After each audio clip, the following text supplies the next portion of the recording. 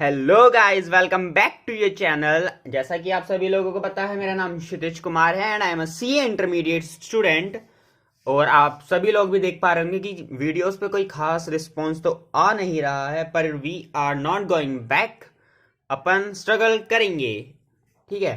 तो आज हमारा लेक्चर नंबर 5 है। डेट है आपकी 18th। मैं 18th को इसे रिकॉर्ड कर रहा हूँ, पर हम अपलोड नेक्स्ट डे करेंगे। ठीक है। तो हमारे पास है आज section number 2, close number 76, related parties. Related party कौन होती है कंपनी के लिए, वो हम आज देखने वाले हैं। तो इसके अंदर फर्स्ट जो बंदे आते हैं वो होते हैं डायरेक्टर्स। डायरेक्टर्स कंपनी के लिए रिलेटेड पार्टी होते हैं। ठीक है। और उन डायरेक्टर का अगर कोई रिलेटिव है तो वो भी कंपनी के लिए रिलेटेड पार्टी होगा। अब रिलेटिव के अंदर कौन कौन आते हैं वो हम नेक्स्ट डेफिनेशन के अंदर पक्का देखेंगे। रिलेटेड पार्टी ऑफ कंपनीज के अंदर जो सेकंड लोग हैं वो आते हैं आपके केएमपी। केएमपी हमने लास्ट क्लास में पढ़ा था। प्लस उनके जो रिलेटिव्स हैं वो भी इसके अंदर काउंट होते हैं। केएमपी अगर आप भूल गए हो तो मैं बता देता हूँ। CEO, CFO, CS, whole time director, और या फिर ऐसा कोई भी बंदा जो बोर्ड से एक लेवल नीचे काम करता हो, फुल एम्प्लॉयमेंट में हो, प्लस बोर्ड ने उसे बोल रखा हो कि आप भी केएमपी हो, तो वो भी केएमपी की लिस्ट के अंदर आता है।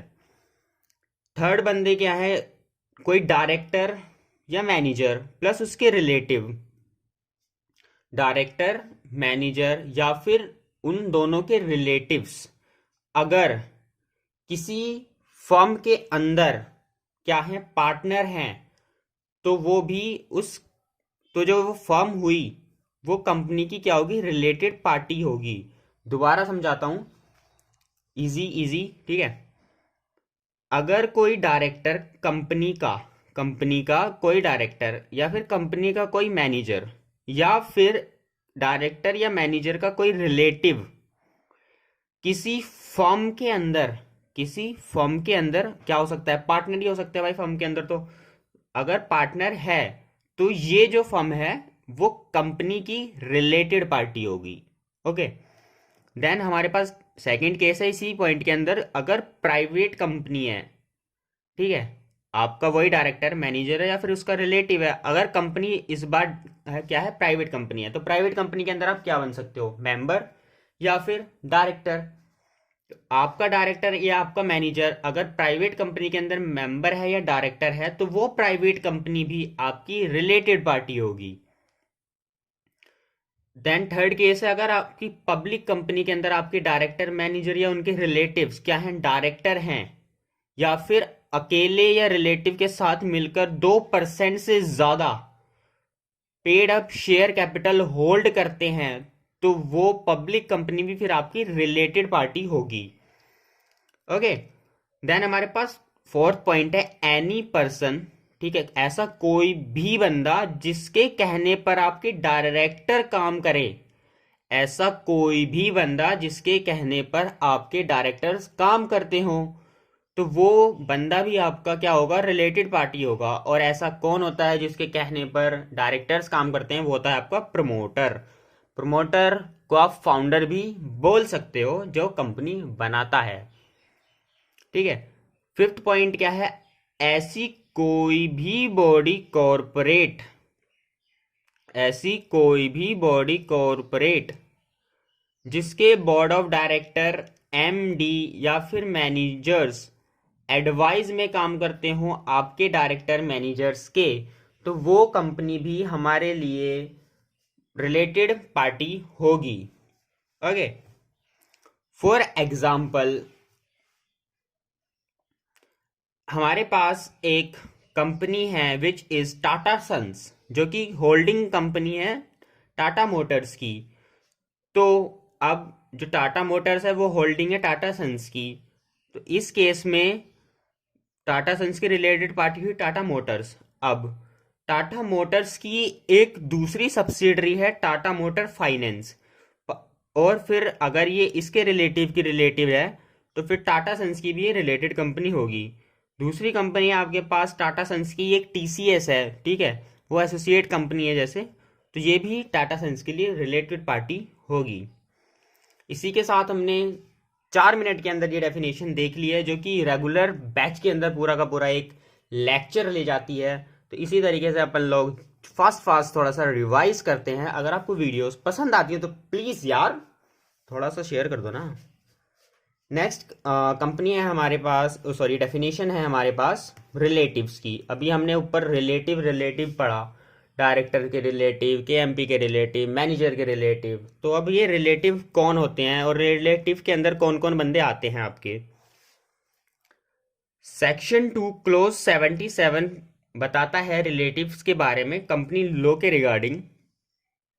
रिलेटिव के अंदर अगर कोई हस्बैंड वाइफ हैं तो वो रिलेटिव होते हैं। पापा मम्मी हुए किसी के रिलेटिव होंगे। सन या डॉटर है किसी का, लड़का है या लड़की है, वो भी रिलेटिव की डेफिनेशन के अंदर काउंट होते हैं।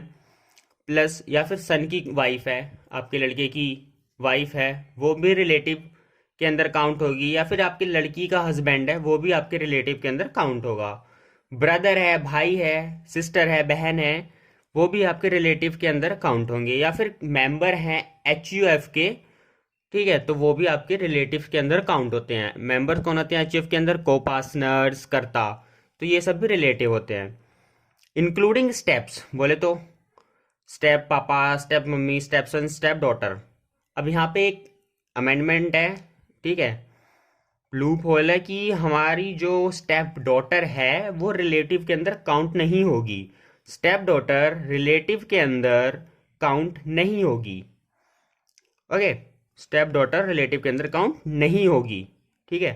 तो स्टेप पापा, स्टेप मम्मी, step sons wife, step daughters wife, ठीक है। स्टेप डॉटर्स की हस्बैंड भी नहीं आएगा क्योंकि स्टेप डॉटर ही नहीं है, तो स्टेप ब्रदर, स्टेप सिस्टर, ठीक है, ये सब आपके रिलेटिव होते हैं। नेक्स्ट डेफिनेशन है हमारे पास अब फाइनेंशियल स्टेटमेंट, जो कि छोटी डेफिनेशन है। फाइनेंशियल स्टेटमेंट्स क्या होती हैं? बहुत बार हम सुनते हैं अकाउंट पढ़ते पढ़ते भी कि फाइनेंशियल स्टेटमेंट्स क्या होती हैं। तो हमारा जो सेक्शन नंबर 2 है उसकी क्लोज नंबर 40 हमें फाइनेंशियल स्टेटमेंट्स के बारे में बताती है। फाइनेंशियल स्टेटमेंट इंक्लूड्स, अब डेफिनेशन इंक्लूड से स्टार्ट हो रही है तो आपके माइंड में एक वर्ड क्लिक करना चाहिए कि ये इंक्लूसिव डेफिनेशन है, मतलब स्कोप है कि और वर्ड भी इसके अंदर आ सकते हैं। पहला वर्ड हमारे पास आएगा note to accounts. Note to account is also a part of your financial statement. P&L is also a part of your financial statements. Balance sheet counted also. और अगर सेक्शन 8 कंपनी है जो कि आपकी क्या होती है, NPO, non for profit organisation, जो चैरिटेबल बिजनेस करती है, वो बनाती हैं आपके इनकम एंड एक्सपेंडिचर। अगर आपको याद हो तो आपने 12th में बनाया होगा, वो P&L नहीं बनाती हैं, तो वो जो इनकम एंड एक्सपेंडिचर अकाउंट है वो भी आपका फाइनेंशियल स्टेटमेंट के अंदर काउंट होता है। प्लस जो लिस्टेड कंपनीज होती हैं, पब्लिक कंपनी होती हैं, वो कैश फ्लो स्टेटमेंट बनाती हैं, वो भी आपकी एक फाइनेंशियल स्टेटमेंट होती है। और statement of change in equity, अगर किसी कंपनी के इक्विटी के अंदर कोई चेंज आ रहा है, बायबैक्स हो रहे हैं शेयर या नए शेयर इश्यू हो रहे हैं, तो वो एक स्टेटमेंट बनाती है कि हमारी इक्विटी के अंदर इतना चेंज आया है, वो भी आपकी फाइनेंशियल स्टेटमेंट्स का पार्ट होती है। अब कुछ रिलैक्सेशंस दिए हुए हैं। जो आपकी OPC है, स्मॉल कंपनीज हैं, गवर्नमेंट कंपनी है या फिर प्राइवेट कंपनी है, इनको मेंटेन करने की ज़रूरत नहीं है कैश फ्लो स्टेटमेंट। ओके, अब हम एक बहुत ज़्यादा कॉमनली वर्ड सुनते रहते हैं जो कि है स्टार्टअप कंपनीज, पर हमारे जो सिलेबस है उसके अंदर कहीं भी स्टार्टअप कंपनी की डेफिनेशन नहीं दी हुई है। फिर भी हमें पता होना चाहिए कि स्टार्टअप कंपनीज क्या होती हैं, क्योंकि ये वर्ड हमें रियल लाइफ में भी बहुत ज़्यादा आजकल सुनने के लिए मिल रहा है। हमारा ज़माना ही आजकल कुछ स्टार्टअप का है। तो स्टार्ट करते हैं स्टार्टअप कंपनीज के साथ, क्योंकि ये लॉ के अंदर नहीं है तो इसका कोई सेक्शन या क्लॉज नहीं है हमारे पास। ये मैंने अपने पास से आपके लिए लिखी है। स्टार्टअप कंपनीज के अंदर हम इंक्लूड से स्टार्ट करेंगे। स्टार्टअप कंपनीज इंक्लूड्स मतलब ऐसी कंपनीज जो कि कैन बी पीवीटी मतलब प्राइवेट कंपनी, फर्म या फिर LLP। आपकी जो स्टार्टअप कंपनीज हैं वो प्राइवेट कंपनी भी हो सकती है, फर्म भी हो सकती है, या फिर कोई LLP भी हो सकती है, लिमिटेड लायबिलिटी पार्टनरशिप फर्म भी हो सकती है। पर वो अपनी इनकॉर्पोरेशन के 10 ईयर्स के अंदर होनी चाहिए, मतलब अभी उसे इनकॉर्पोरेटेड हुए 10 साल नहीं हुए होने चाहिए। देन हमारे पास थर्ड कंडीशंस है कि उसका जो टर्नओवर है वो कभी भी 100 करोड़ से ज्यादा ना हुआ हो किसी भी फाइनेंशियल ईयर में। ओके, देन हमारे पास फोर्थ कंडीशन भी आती है कि वो जो स्टार्टअप कंपनीज है, न्यूली फॉर्म्ड कंपनीज है, वो क्या कर रही हो कि वो वर्क कर रही है टूवर्ड किस चीज पर, या तो कोई नया प्रोडक्ट वो बना रही हो या कोई वो ऐसा बिजनेस कर रही हो जो कि स्केलेबल है। और इन दोनों में से अगर कुछ भी करके वो जनरेट कर पा रही है जनरेट कर पा रही है एम्प्लॉयमेंट, तब हम उसे बोलते हैं कि ये एक स्टार्टअप कंपनी है। इंपॉर्टेंट चीज क्या है कि अब वो पीवीटी भी हो सकती है, फर्म भी हो सकती है, एलएलपी भी हो सकती है, 10 ईयर से उसे ज्यादा नहीं हुए हो इनकॉर्पोरेट हुए, और 100 करोड़ से ज्यादा उसका प्रॉफिट कभी भी ना गया हो, देन वी कॉल इट है स्टार्टअप कंपनीज या स्टार्टअप कंपनी। और वो नए प्रोडक्ट पे काम कर रही हो, स्केल लेवल बिजनेस बना रही हो चाहे, पर जनरेट कर पा रही हैं एम्प्लॉयमेंट, तो वो हमारी स्टार्टअप कंपनीज होती हैं। Thank you guys for watching till now. आज के लेक्चर में इतना ही, मिलते हैं हम अपने नेक्स्ट लेक्चर के साथ रिवीजन चार्ट पेपर्स के साथ। धन्यवाद।